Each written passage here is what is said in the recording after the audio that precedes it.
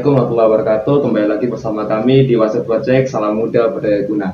Kawan-kawan Wase, sore hari ini kita sudah mendatangkan bintang tamu kita dari Payung Hitam, ya, Mas Iqbal. Ya, Payung Hitam. Oke. Barangkali Mas Iqbal nanti kita akan dibincangkan, teman-teman sudah banyak yang tahu tentang konten kreatornya Mas Iqbal dan kawan-kawan. Payung Hitam, gitu ya. Nanti boleh menjawab dengan master telepon, tidak apa-apa sih. Oh iya. Oke. Itu juga lumayan pengap. Soalnya kan ruangannya juga sempit juga ya. Tapi insya Allah meskipun sempit, tapi kita akan berjalan-jalan ke tempat yang luas. Yes.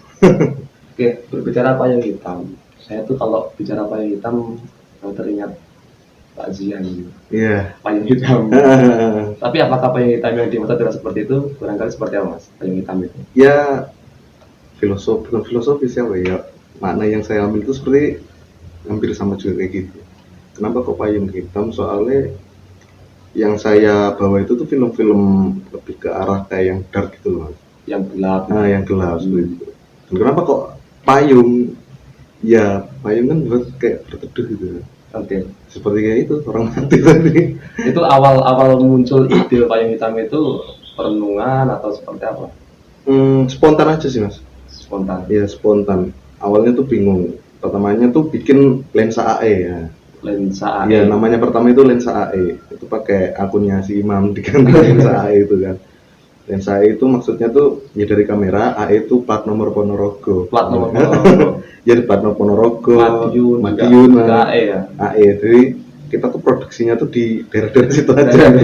Daerah AE. Berarti kalau kemudian dari awal lensa AE menjadi payung hitam, kenapa kok dirubah? Kenapa enggak tetap lensa AE gitu?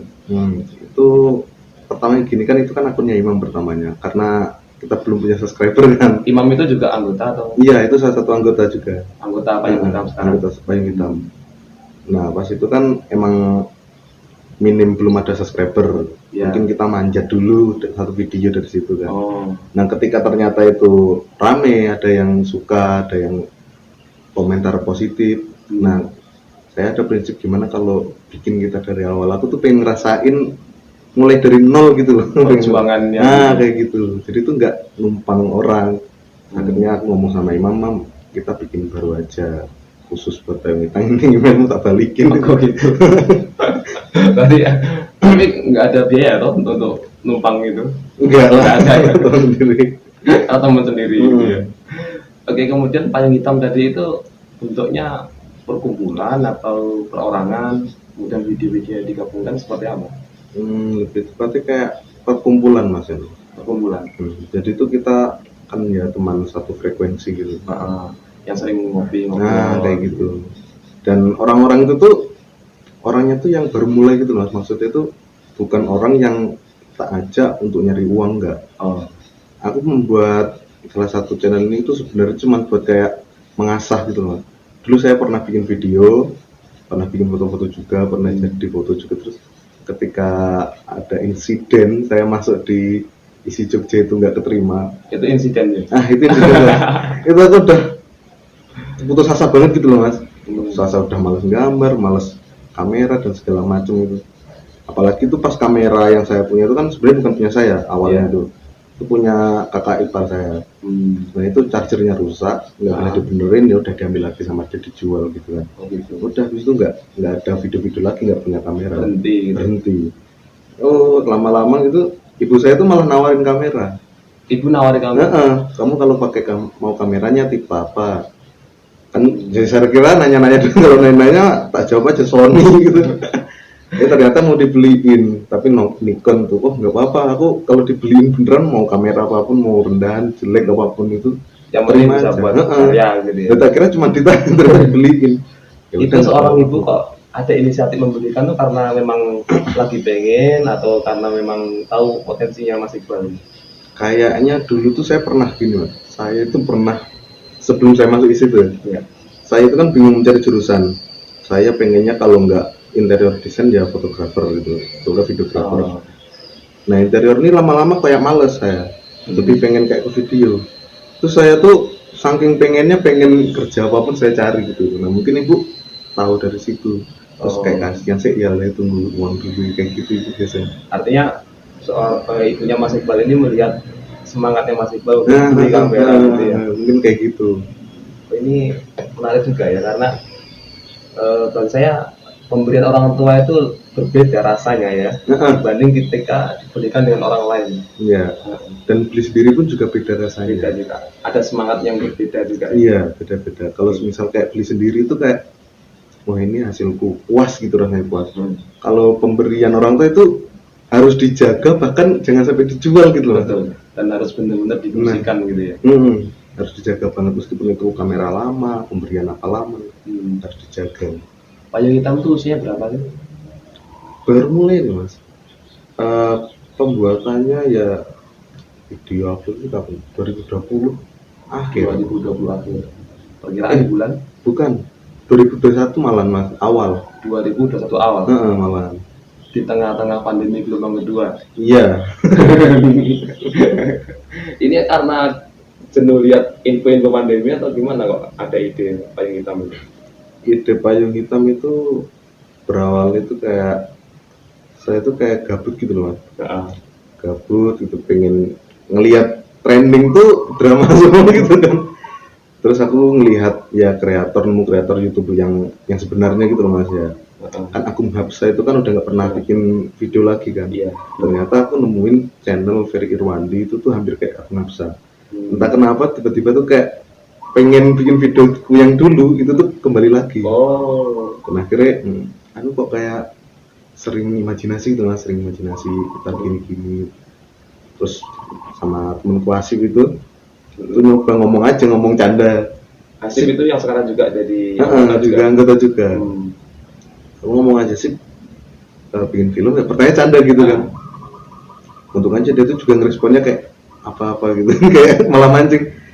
Kalau misal kayak gini kita nyari plot twist dianya mau, ya udah tulis dulu, ngajak orang yang mau, udah langsung bikin.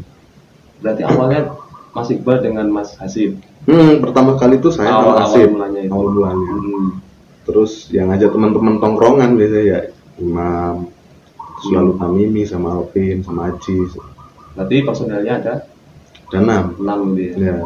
Cuman video pertama itu kan Mas Aji kan sibuk kerja kan. Iya, nyambi lah. Nyambi. Mungkin ya susah nyari waktu kosongnya, akhirnya ya jarang produksi lagi sama Mas Aji gitu. Dan ternyata nambah satu lagi ya Mas Diva. Diva itu bagian apa? Itu orang baru juga sih, tapi itu lebih potensinya kayak dia juga punya ide. Dia bisa dimegang kamera juga, bisa main aktor juga. Jadi setidaknya saya nggak selalu di belakang layar gitu mas. Bisa rollingan gitu. Bisa rollingan kan dia. Berarti kalau bicara tempat kumpul mas, biasanya payung hitam tuh ngumpul di mana sih? Kalau kumpul payung hitam tuh biasanya dulu ada namanya tuh Kopi Lampung. Kopi Lampung. Ya deket kosan lah. Itu nama kopi apa nama kedainya? Nama kedainya Kopi Lampung gitu. Nah, di situ yang mengandalkan makanan Lampung mungkin orangnya emang yang jualan ya kayaknya gitu. Nah ngopi di situ ya bikinnya di situ. Bahkan sampai jam 1 pernah tuh nulis skrip di situ jam 1. Nulis skrip jam 1. Yang lain pada ngerjain kayak mahasiswa gitu loh, kayak skripsi tugas lah ini bikin ngecat siapa gitu ya. Ini bikin skrip gak penting banget, banyak candanya juga anak-anak. Tapi justru kadang-kadang kan sesuatu yang spontanitas itu ya, itu justru malah lebih imajinatif dan natural kan. Iya, natural gitu. Terus kemudian dari 2 orang itu kok bisa nambah jadi 6 orang, itu prosesnya seperti apa? Prosesnya itu dari kayak ini film pertama kayak gini. Ini film kayaknya kita membutuhkan beberapa aktor. Nah terus nanya, Mam bisa nggak? Imam orangnya suka-suka aja gitu, mau aja gitu enak. Dia mau. Nah terus ada kalau Lalu Tamim ini emang dia tuh lagi pengen pembuatan video juga gitu mas. Orangnya juga lagi pengen bikin video, pengen jadi aktor gitu. Dan dia mau juga. Kalau Alvin pasti maunya kan. Iya. Dan akhirnya ya udah bikin gini. Terus aku ada ngomong gitu sama anak-anak, kita bikin grup Lensa E yang pertama kali itu. Yang tadi ya, Lensa E. Yaudah, ntar kita upload YouTube gini. Intinya kita nggak usah nyari cuan, aku bilang gitu kan. Iya nggak apa. Gitu. Ketika teman-teman mendengar nggak usah cari cuan, ini kan sekarang lagi pandemi ya. Pandemi itu kan justru orang berpikirnya gimana aku bisa cari uang tambahan, mungkin buat bayar kuliah, yang konon kan kuliah juga jadi permasalahan ekonomi juga. Iya. Itu teman-teman gimana tanggapannya? Tanggapannya mereka, untung saja nih mas, mereka tuh kayak ya mau-mau aja gitu. Artinya mau itu Maunya tuh kayak mau terpaksa atau mau saya mau, wah iya, soalnya mereka emang lagi bener-bener pengen ngasah kemampuan itu loh mas. Nah orang-orang payung hitam ini kalau menurut saya, iya. dan juga saya tahu dari mereka itu orangnya emang pengen berkembang gitu mas, dari segi videografi, terus pengambilan gambar, aktor gitu, mereka tuh pengen berkembang aja gitu. Berarti dia lebih mengutamakan karya daripada sekedar nominal uang angka gitu ya. Terus saya dapat kata-kata bagus itu dari Diva. Dia tuh bilang, Iya. kalau kita berkarya itu dari awal kita mengandalkan uang, kita nanti tuh bakal ngasal nyari idenya gitu. Kejar setoran. Ngejar setoran. Jadi kita yang cari, wah ini nggak ada, ini kita harus nyarisin uang dari hari ini harus gini. Itu jadi idenya tuh kayak ngawur gitu loh mas jadinya. Yang penting banyak yang nonton. Jadinya nggak maksimal jadinya. Itu mungkin yang melandasi kenapa kok sekarang di konten-konten YouTube itu banyak yang asal viral gitu ya. Mungkin salah satunya itu juga. Efeknya juga nggak baik juga ya. Iya, nggak baik. Ada orang kecelakaan kemudian di video jadi viral. Justru kan susah gitu. Belum juga ditolong udah di video dulu. Jadi itu spirit awalnya gitu ya. Iya. Bukan uang tapi karya. Iya karya. Terkait visi ke depan, ada nggak misalkan dari awal, misalnya kan kalau orang buat perkumpulan nanti kita payung hitam ini kita akan arahkan ke sini untuk ini untuk itu. Kalau buat kedepannya uang enggak ya? Uang belum enggak. Pasti kalau mungkin pengen dari artis bahkan. Iya mungkin kayak gitu ya pastinya. Kalau artis tuh soalnya gini mas, saya lama-kelamaan makin lama makin kesini tuh ngeliat artis yang dulu pernah saya kenal gitu mas. Iya. Sekarang tuh malah nggak terlalu suka nyari ketenaran, malah ada yang jadi tukang jual sapi korban, bikin kayak jajan-jajan sendiri gitu mereknya gitu. Bahkan usaha, bahkan nih artis ada yang nggak terlalu di TV. Ya aku ngeliatnya bahkan artis pun sebenarnya juga mencari ketenangan gitu loh. Kayak Ruben Onsu gitu. Iya. Maksudnya ada polemik masalah klaim gitu ya. Onsu itu. Lalu kemudian selama payung hitam berdiri, ini kan berarti sudah usianya berapa bulan? Mulai itu awal kayak Maret mungkin. Februari, Maret, April, Mei, Juni, 3 bulan. Iya. Tapi saya lihat di YouTube-nya sudah ada cukup banyak karya. Masih 3. Kalau untuk temanya ya, kan tadi temanya ngetek ya. Tapi untuk breakdown ke bawahnya itu ada kesepakatan, dan misalkan nanti tema awalnya kita bahas tentang natural alam misalkan, yang kedua kita bahas tentang social experience dan sebagainya, itu seperti itu. Sepertinya enggak sih. Kalau saya lebih pengen konten kita itu ya soal film, entah itu semisal ada tragedi kayak anggap aja kayak telepon meledak entah di mana, anggap aja kayak gitu, ada lagi viralnya telepon artis ini meledak, mungkin kita akan membuat unsur yaitu namanya manjat lah ya, manjat ini, jadi manjat berita yang lagi trending, mungkin saya bungkus sesuai kayak ya payung hitam, jadi agak dark gitu. Ini meledak karena ada hantu atau gimana gitu. Lebih temanya situ ya. Tetap mistis ya. Tetap gitu. Berarti nilai yang ingin tunjukkan karakternya karakter mistik. Ya. Tapi ke film gitu. Film. Dan itu sifatnya menghibur juga ya. Iya. Maksudnya anak-anak kecil nggak sampai trauma ya lihat filmnya. Kayaknya belum sih mas. Seperti halnya misalkan kayak di teman-teman Oase Project ini mas ya. Itu kan kita memang karakter yang kita mau bawa adalah bicara Oase, bicara tentang pendidikan. Kan gitu. Pendidikan yang formal, artinya apapun tema kita bahas kepada pendidikan. Mungkin payung hitam juga semacam itu ya. Apapun fenomena yang terjadi ditarik kepada konsep tema adat lagi. Iya, itu juga bisa mas.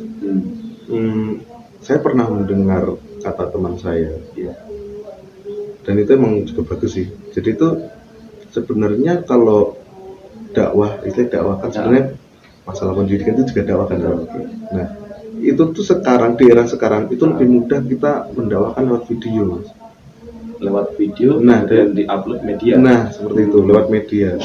Jadi kita meskipun dark temanya dark itu kita nanti nyoba ada pesan moralnya dari sini.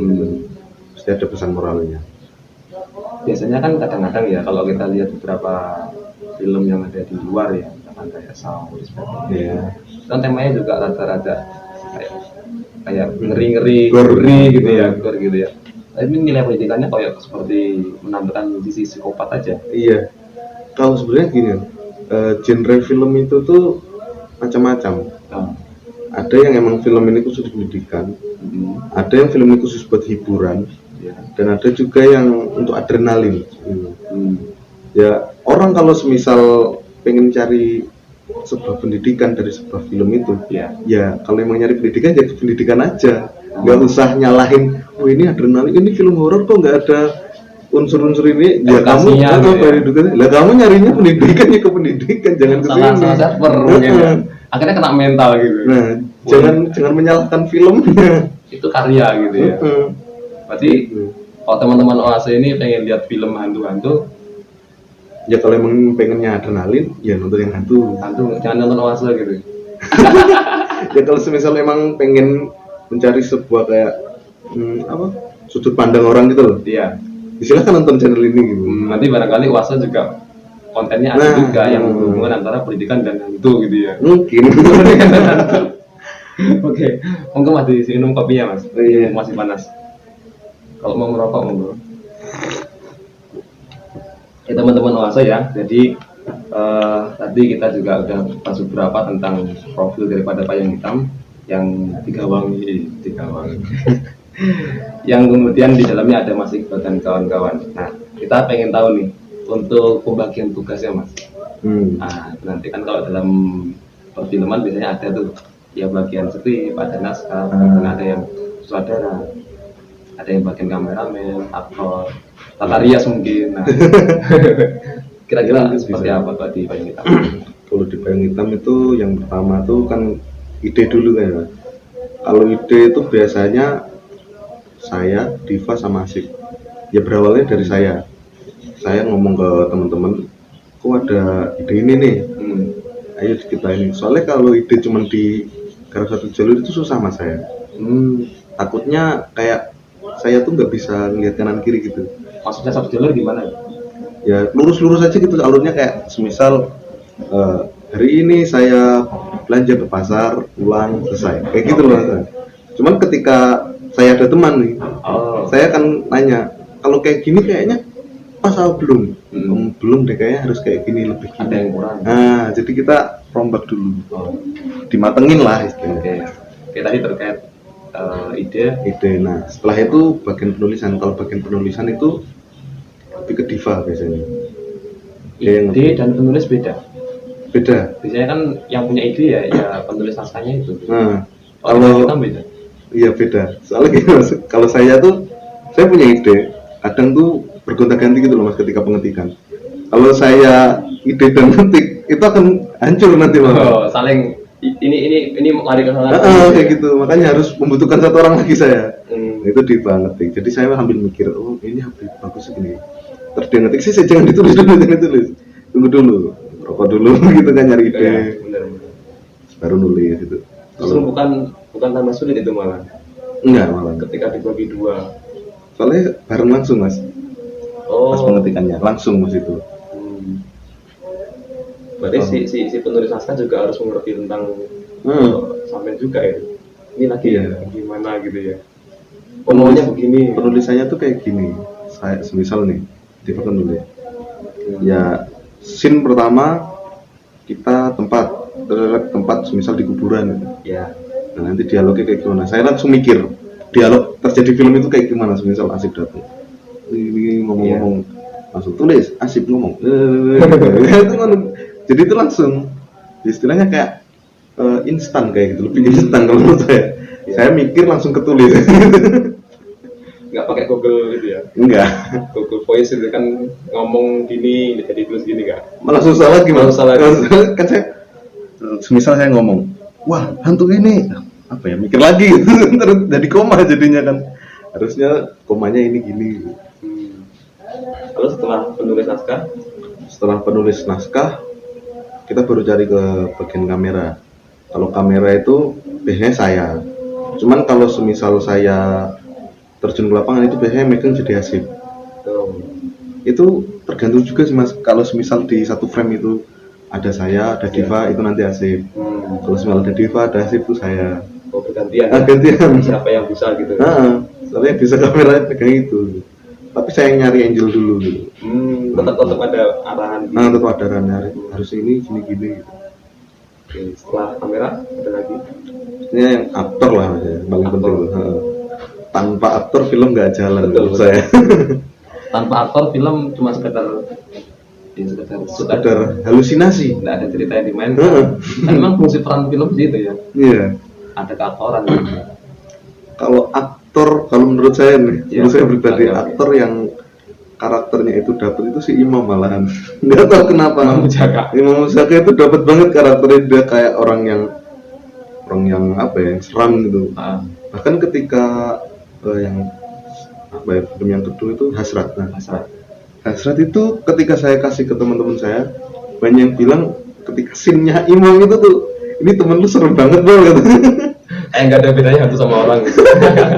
Jadi tuh sisi mengerikannya itu dapat Dia gitu. menyeramkan, menakutkan.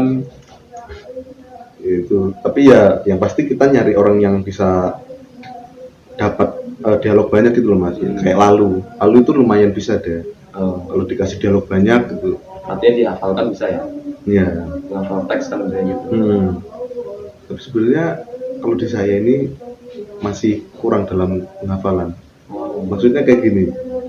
Jadi itu teks itu nggak harus sama kayak di teks, saya bilang gitu. Jadi harus pakem. Kalian jangan harus sama. Kalau sama lah lama ntar ngawalnya. Yang penting intinya gini aja. Selebihnya improve gitu. Improve gitu aja. Dan itu ya lumayan cepat pembuatannya. Tapi kadang malah bikin lucu mas kalau ada kesalahan.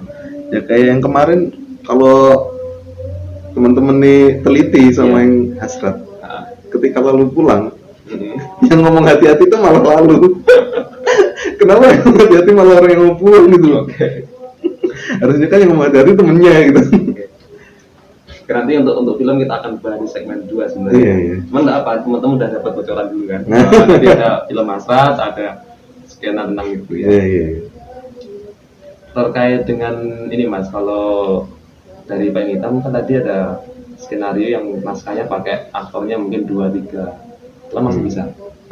Hanya mencukupi secara internal ya. Iya. Tapi kalau ada nggak sih naskah yang mungkin butuh orang dari luar itu minjem ataupun ngebon gitu ya? Ya pastinya butuh sih mas. Soalnya di video kita itu nggak selamanya orangnya itu aja. Mungkin sayanya aja yang masih belum bisa untuk aktor minim kita bisa gitu loh. Tapi saya tuh alurnya harus gini, kita membutuhkan aktor juga lumayan banyak. Nah kalau kemudian kondisinya naskahnya pengennya aktornya banyak, tapi kemudian ketika sudah mau ambil shoot ternyata yang bisa cuman segelintir orang, itu gimana solusinya biasanya? Nyari teman kampus nih pertama. Nyari temen kampus. Dari ya kelas yang dari deket kelas dulu. Ada teman kelas yang sekiranya mau, kalau mau langsung atur jadwal. Kalau semisal masih kurang, nyari teman pondok saya. Saya punya temen ya, mungkin ada yang mau gitu, kalau tertarik angkut, kalau enggak ya udah. Temen kampus dan temen pondok. Kampusnya mana, pondoknya mana? Iya, ini dia. Ini yang menjadi hitamnya payung ini. Hitam yang sedang dipayungi ya ini. Entah kenapa ketika ditanya seperti itu tuh aku malah malu mas. Nggak mau, orang tuh, aku tidak mau melihatkan apa yang saya bawa gitu. Maksudnya kampusku dan pondokku jangan sampai malu punya. Oke.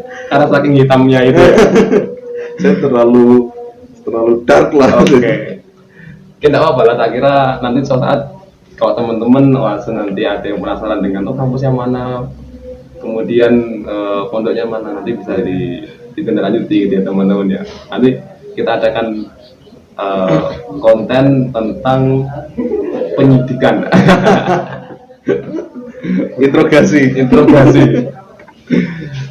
Tentang tes wawasan kekampusan dan wawasan kepondokan. Wah, boleh. Oke, teman-teman master, kira ini untuk segmen 1 kita sampai di sini dulu. Oke. Cuman kita nggak berhenti di sini, nanti kita lanjut di segmen kedua. Ya. Oke, terima kasih. Salam muda, salam budaya.